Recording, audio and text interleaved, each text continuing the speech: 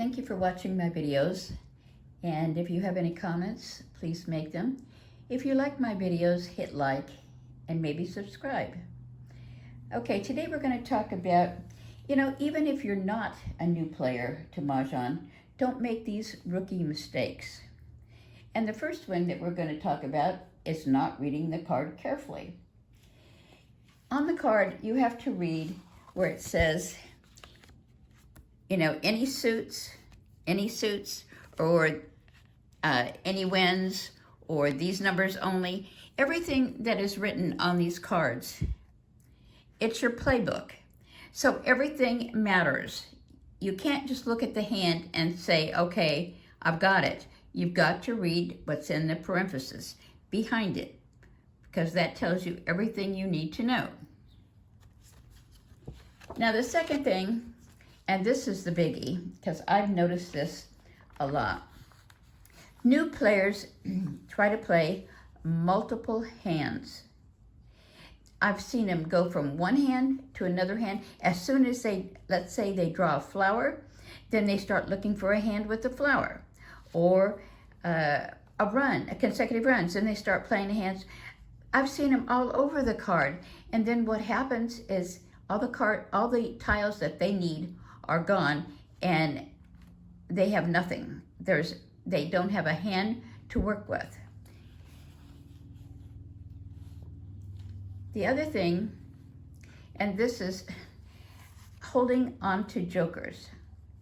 Now, just last week I was playing with a new player, and she was playing the wins, just like here, and somebody threw out a win that she could take. And later I asked her, well, why didn't you just take that? You had jokers. Well, she was saving them, okay? I'm not sure what she was saving it for, but you have to put your jokers in play, or else you're not getting anywhere. It's like having no jokers. So remember that. Get your jokers in play right away. Passing away key tiles in the Charleston. Well, it just depends on what you're saving, but like dragons with the winds, you could easily be playing the hand right here that calls for dragons. So you wouldn't want to pass away these tiles, because these are key tiles to play with this hand if this is what you're going for. So you could always pivot to something like that using those dragons.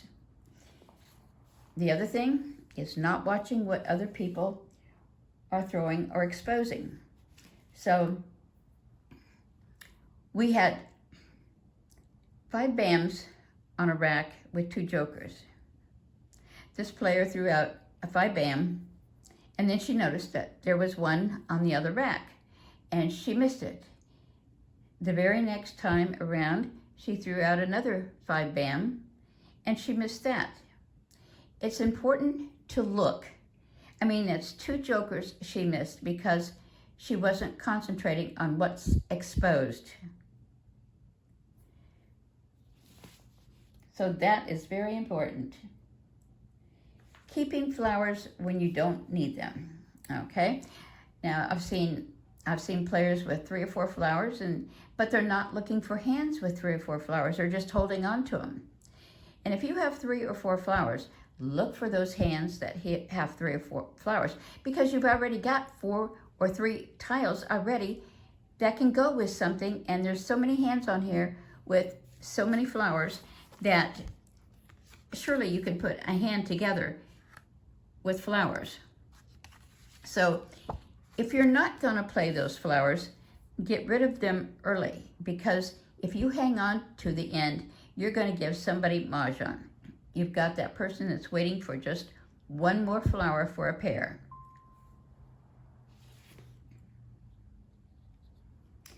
The other thing, not changing your hand mid-game. So once again, if you see exposures and your tiles are there, you're going to have to start looking in another direction for another hand. a lot of times, and that goes back to not paying attention to what's exposed or what's been thrown, because all of a sudden you're looking at the pile of discarded tiles and you're going, well, is that one there? Is that one there? Can I play this? So you have to keep on top of what is going on all the time and pivot as soon as you notice that the hand that you are playing is not achievable.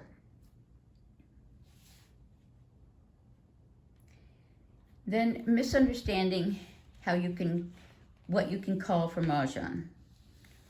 The big thing, once again, is calling Mahjong for a pair or a single.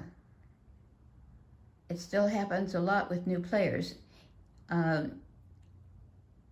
They want to call Mahjong with a joker and one tile.